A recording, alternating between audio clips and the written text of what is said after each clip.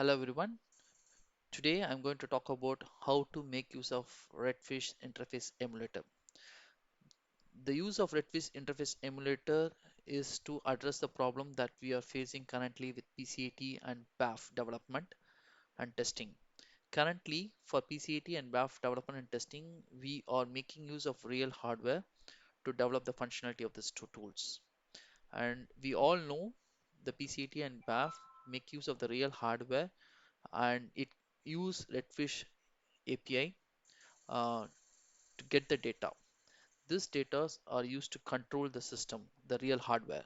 It can be a chassis on, off, reset the system to get the system information like CPU, memory, RAM. It also gets to use to get the BIOS parameters, all those stuff. But then, as I said, we need to have real hardware to get all this information. But getting this real hardware for PCT and BAF development is always the difficult job as we have limitation in getting this hardwares. So mostly we end up going to the customer side for the development and we also hit certain problems at customer side to reproduce the issue. We need to again depend on the real hardwares. In order to address this, I developed this Redfish interface simulator, which is actually developed with Python Flash, and I'm currently making use of Ubuntu machine which is running this emulator and I can access this interface over the browser by calling the respective APIs. As you see here, you are able to get the response for the HTTP request that I made for slash redfish slash v1. This is the same thing that we used to get the output. What you are seeing currently is the one which you are going to get from the real hardware also.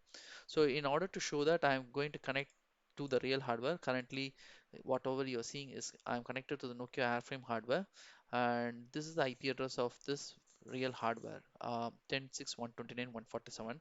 So if I use the Red Postman app and call the respective API, 10.6.129.147 redfish slash v1, then when I send the data, I used to get the response. This is the same response that I am going to get as part of this tool also. So let me show you how it is. So whatever you are seeing here, this is what you are able to see here as part of this Redfish Explorer 2.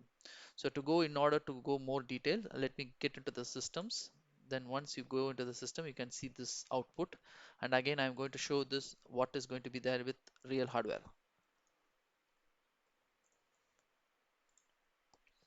You can see the same data being generated from the real hardware and also with the Redfish emulator too. So going more inside, you can see all the details related to the respective APIs.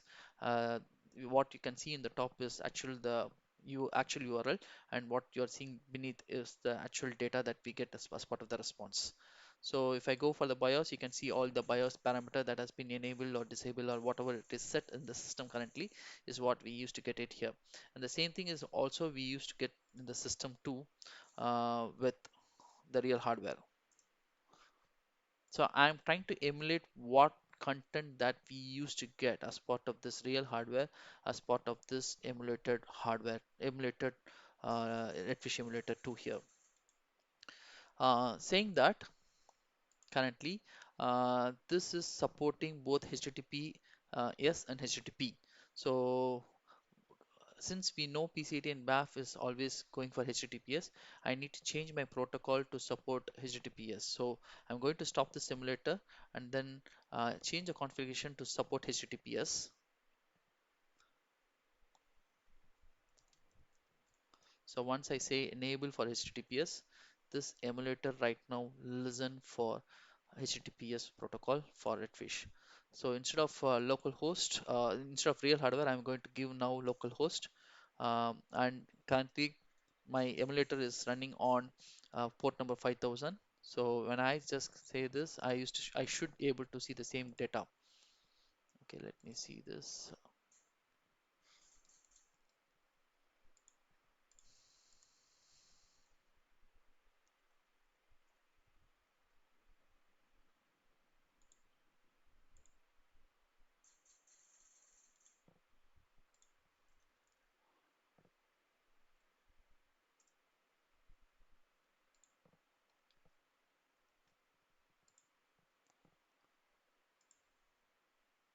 Yes, so you're able to see the same response as part of this local host. So they are right now making use of localhost, which is running Redfish emulator rather than connecting to the real hardware of Nokia Frame. So if I want to test this, I need to run PCIT. So I just created a PCIT input file. Instead of specifying the real hardware, I'm going to now specify the emulator address. So in the field of address. So if you see here, I'm going to connect to the localhost 5000 and I specified the hardware version, what it is going to be. And I also want to verify what is the firmware version and BIOS version that I want to check, and also I specified a couple of BIOS parameters that I want to validate. So all this is done, and I'm going to run for this three compute nodes. Let me save this file and then close this.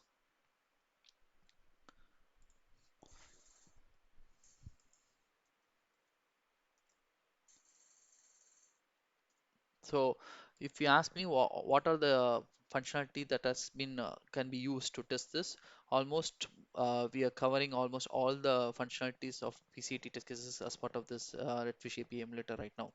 So I'm going to give the input file path, and what are the things that we can support as part of this emulator is what I'm going to give as an input parameter here. So we support collect info, check items in rack, check firmware version. I can also say check self-diagnostic and check BIOS parameters. So all this functionality can be now tested with Redfish emulator. Whereas update firmware version, update BIOS parameters is cannot be tested with this. Why? Because um, update BIOS parameters actually update firmware version is actually upload the firmware or upload the BIOS image to the real hardware and then modify the settings. So currently it is not supported here, and it is not really required at this point in time. Why? Because we are now designing PCAT to do only for validation, and update firmware version and update BIOS parameter will be now part of BAF. But if you ask me whether we are going to add this feature, yes, we can really make use of that also here. For that, we need to change the behavior of Redfish emulator from static to dynamic. Currently, what you are seeing is almost everything is static for each and every products. But if you want to make dynamic, yes, this tool can also be support for HTTP dynamic. So when I say dynamic, we can also say HTTP specific to post, put, delete, everything should be supported. Right now, what we have is only get, but then this tool can be enhanced to support um, all the requests of HTTP like get, put, post, delete. Saying that, let me start running this. Since both are running on the same machine, I mean the Redfish emulator is also running on the same machine, and then PCT is as running as a Docker is also on the same machine. You can see it is so fast. It will not take much time for this three hardwares. It is going to generate the complete data, and then it will show you what are the tests has been validated and what are the test has been successfully processed. So almost you can see all the requests that is getting up here, which is coming up from the request from coming from PCAT, and almost you can see almost everything is coming up with the 200 request, which is nothing but 200 OK is nothing but HTTP is passed. So let us wait for some more time, um, and then we can see the actual data that has been getting generated as part of this Redfish API emulator rather than actually using the real hardware of.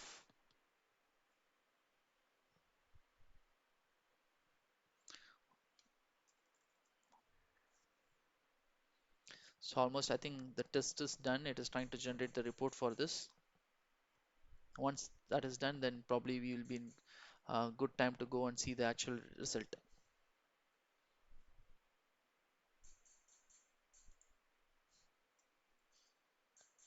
So this Redfish API emulator has been designed with Python, and it is also making use of Flask, Python Flask.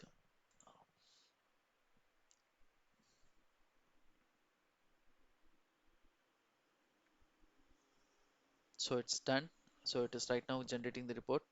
Another 1 or 2 minutes left to completely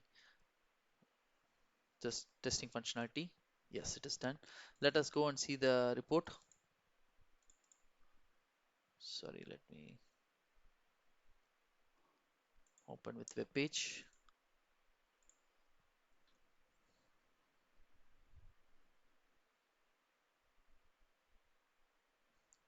As you can see here, almost all the tests related to collecting rack information, checking items in rack, checking firmware version, checking self-diagnosis, checking BIOS, all is passed. So let me go inside to the other detailed reports for each and every hardware.